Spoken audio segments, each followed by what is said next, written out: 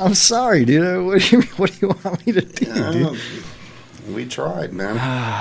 All right, well. I wanted to do our Rockstar Death Picks tonight, but... We'll have to put that off. Maybe he'll call in the third hour or something, man. Maybe he'll wake back up from his Benadryl sleep or something, dude. All right, hopefully.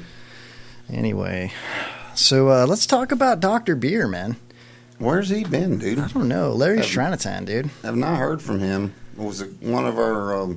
was that our first? One of our first. It was one of our interviews? first live callers, yeah. You know, I think Jason Merrill may have been our first caller, but Could have been. that was so long ago, dude. That was so like a year ago, dude. Yeah, that was last year. I was thinking about this, and Pops might get mad at me for bringing it up on the show and not bringing it up off air, okay? But what if we were to go back in time, okay, and rename like the first? What are we on, episode 22 right now?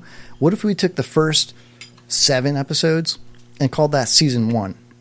Right. Took the next 7, called it season 2, and then the next 7, season 3.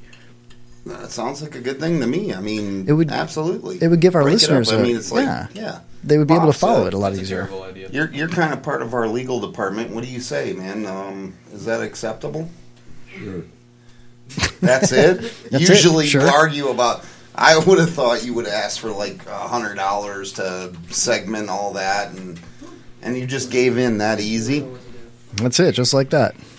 Well, that's easy. I don't argue with him, dude. That's fine. I said sure. All right. The legal department says yes. So officially, we're in season 3 now, right? Yeah.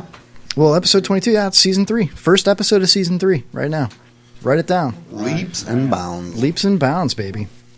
Hey Jay, who's your favorite superhero? Look at he's got cheese coming off his face, dude. Sorry, dude. Face. I'd have to say the Invisible Man. Why the Invisible Man? Do I really have to ask why? Yeah, I'd sneak in here in Lori's room late at night. Nasty. You wouldn't know what's going on. What about early in the morning, dude? That's when I'm asleep, When you were spooning her, I'd just reach in and stick my finger in her butt. Oh my God, dude! Oh my God! Oh my God! She'd turn around and slap you, and I'd laugh. Oh my God! I can't believe you said that, bro. She's gonna hate us now. Sure, some boundaries. Yeah, you kind of just been crossed. That was. Come on, you dude. crossed the line. Listen to the end of episode 17 and tell her if she's still with you after that, then. Damn, dude. I just wanted to get you slapped in the face. Let's just go ahead and end this conversation right now, dude. You started. Okay, all right. Yeah. Not the Invisible Man. I'll be Robin. Robin? Really? Robin? Why not, dude? Why? Batman's sidekick, Yeah. Not residual ass. I think if you're like Batman's sidekick, you're going to get some serious residual ass. I guess. I mean, you get to punch people in the face a lot. Pow, bam, kablam, pow, Myrtle almost crashed the studio. I just want to let everybody know. Yeah. Bitsy, control your dog. Please. Hey, Camden, if you were a superhero. Look, dude. She can't get If I was a superhero. Who would you be? Well, there's so many. Let's see. Take your time. It doesn't have to be one that's already out there. You can make a new one, dude. Sure. It's white. I said Invisible Man. Who's Danny? Put that eyebrow down. I want to be Aquaman. Aquaman? Really? Why? Worst superhero ever. Because I could control the fishes. Or is it because you look like a freaking whale, dude? Oh. Whoa. Damn, Jay is just... Whoa. Has he been drinking, like, firewater, dude?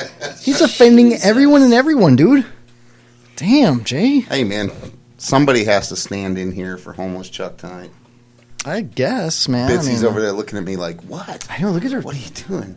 You're She's horrible. Like, I love fish. Kim, I'm just kidding, man. I'm fatter than you, so I can say that. When a fat guy calls another fat guy... Camden's not really that fat, dude. He's husky. He's rotund, I guess. Husky? Pops is fat. It's all in the beard, man. Really lame superheroes. I don't know, dude. Nobody asked me what superhero I would be. Tall man? I was going to say that. Yeah, I mean, I would be... all right, Kevin. What superhero would you be? Well... Fantastic. really? Who is this? I would be one of the ambiguously gay duos, probably. Kevin Holly Show, you are live in the air. We do not have a phone screener tonight because homeless Chuck called in sick. Who's this? Hey, this is Todd Murphy. Todd Murphy! What's up? Hey, I made it. How you doing? Good, dude. This is Todd Murphy from American Songbox, everybody. Welcome, Todd Murphy. I'm glad to be here. Thanks for having me on. Man, it's my first podcast, so I'm all caught up with the rest of the world now. Awesome, dude. Yeah, you are westernly bound, dude. Cool. Here we go. Yeah, hey, listen, we are really excited to have you on tonight. You know, we're listening to some of your music and talking about it. And, yeah, dude, I've got a whole slew of questions for you. But before we even get there, I just want to know, what are you doing on a Wednesday night? What I'm doing on a Wednesday night is practicing a pile of music for upcoming shows and things that are going on with the band and stuff. There you go. Cool. That's what I'm doing most of my weeknights, actually. So, well, that's dedication right there. That's what makes you great, right? well, I try. I don't know about great, but yes, I try. Hey, Todd, I'd just like to say that's a heck of a lot better than sitting next to Kevin and looking at him all night. So, Oh, really? Kevin's not so bad, right? He's sitting across from me. It's actually, Todd, it's kind of funny because, you know, before, 2 weeks ago, we moved the studio and we were all looking at the wall, just kind of lined up, you know. And now we have a big table now where I look right at Jay, my co-host, our executive producer, and every once in a while I'll look at him, you know, like to see what he's doing. Yeah, and he's putting his mouth on his microphone or he's just staring at me. It's ridiculous, man. Anyway, so Todd, your band, American Songbox, you are a Tampa local band. What are you out of Plant City? Did I get that right?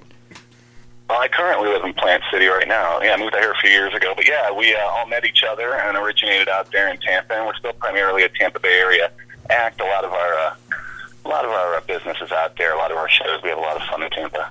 There you go. Hey, how would you describe your music? I tried to kind of put it into like a peanut shell.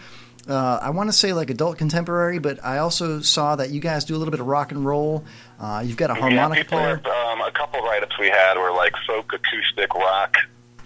And I said, indie. I said, I'll run with that. That's fine with me. I said, I really haven't been able to put my finger on it myself, just. Yeah, you almost have like a bluesy, like I was listening to, what was that song, what is it, As the World Burns, While the World is Burning Down? Yeah, that was kind of cool. I like that song. Thanks, man. Yeah, that's one of the newer ones that we've worked out recently. We have a current lineup with a fiddle player in the band, and so with some fiddle in the action, I've been writing a lot more of the rockabilly kind of stuff going on, and I'm getting a real good response from it. So. Yeah, no, we enjoyed it, dude. It was really cool. So, how many people? You're welcome. How many people are in your band? Well, it goes up to a 5 and a 6 piece. It's depending on who's available any given night. Sometimes we'll get a gig and it's as a trio. Sometimes we get larger stages and we'll put a 5 or a 6 piece act together, and it can consist of anywhere from lead guitar, acoustic guitar, piano, bass, drums to switching people out with a fiddle at this show, harmonica at another show, and but sometimes we actually get everybody on stage at once and try to have a great blowout event. But so depending on what people need, I try to put together anything from a trio up to a 6 piece. When I record on and get CDs done, our last CD was a full 6 piece, and this next CD is going to be a 6 piece as well. So. Now, I noticed your picture on your Facebook page.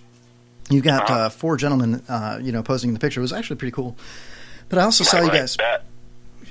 I saw you guys playing at what was it, like a Feel the Burn event or a Bernie Sanders event or whatever it was, and we don't get into politics. Yeah, it was a New World Brewery in Ybor City. Yeah, the New World Brewery, yeah. And we were looking at that, and I noticed you have like the fiddle player was a younger guy. You had some younger people playing with you guys. Do you mind? Actually, the fiddle player is a young lady by the name of Angelique Van Dorp, and she's just phenomenal. I'm so glad to have met her recently over these past a few months, and to get to know her better. Her boyfriend, Clifton Roche, plays bass with us. The two of them are also in a local Tampa band called The Drivers. Sweet. And they lend their talents to us whenever they can. When we're playing out, we have a really good relationship with them. Yeah, it was hard for me to tell. I mean, we're all gathered around my cell phone looking at the video on YouTube earlier. That's all good. Yeah, Sure, sure. So that's actually pretty cool. Now, like I said, we don't really get into the political stuff too much. We do some news bites and whatnot. I saw you did the Feel the Burn thing. I also saw that you have a WMNF live studio spot coming up this month. What's that all about? Yeah, that's this coming Sunday on the Musicians Wanted show. It's a live music show starting at 11 p.m. and running till about 1 in the morning, I believe. And we're playing live from 11 to 12 in studio at the WMNF here in Tampa, and we're really excited about it. It's a great opportunity for us, and the host, RJ, had nothing but nice things to say about our music, and invited us down for this spot, and we're really looking forward to it. So very cool. Now, where can we find you if our listeners want to check you out? Oh, well, we're on Facebook under American Songbox, and Songbox is 2 words. It's a 3-word name, and we're also on Reverb Nation, reverbnation.com. Just got a keyword in American Songbox. You'll find us there. All types of music from our past 2 CDs. The one we're working on currently from Springs Theater Studio in Sulphur Springs here with John Zuma and Stefan. He's just fantastic. We're hoping to have that one wrapped up within a couple of months. Cool. And available for this spring, so that'll be on those websites as well. We're currently putting together a domain site, and going to be launching that this spring as well with the new CD and all the upcoming shows. Hey, speaking of the spring, I also noticed that you were telling me about in May in Brooksville that you guys were invited to perform at the 7th Annual Orange Blossom Jamboree. What's that all about?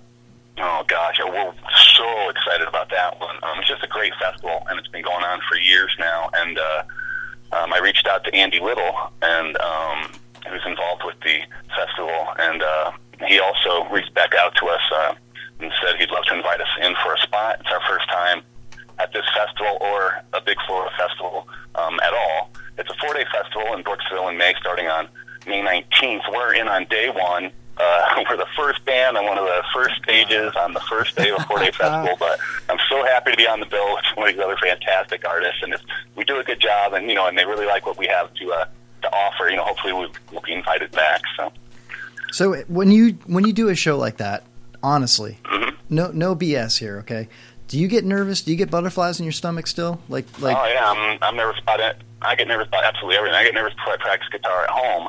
And I got nervous before this phone call right here, and I get nervous before every single show I ever do. And it usually takes me about 1 or 2 songs to really warm up, to where I feel free with my voice. I feel a little more free with my playing.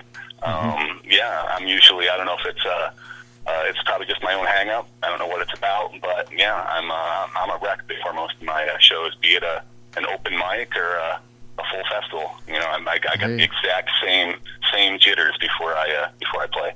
Todd, it's funny, and one of the reasons I ask that question a lot to people that that I interact with, and before I was doing this extremely famous, high-paying job as a podcast host, I drove a forklift for a long time, for a couple of years, and at a not in a warehouse, but at a marina, putting boats up in the high and dry.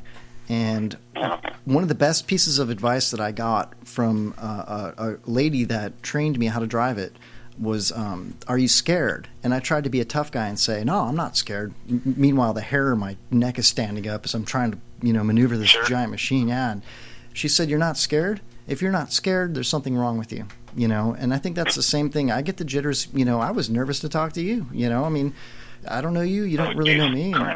Yeah, so I totally understand that.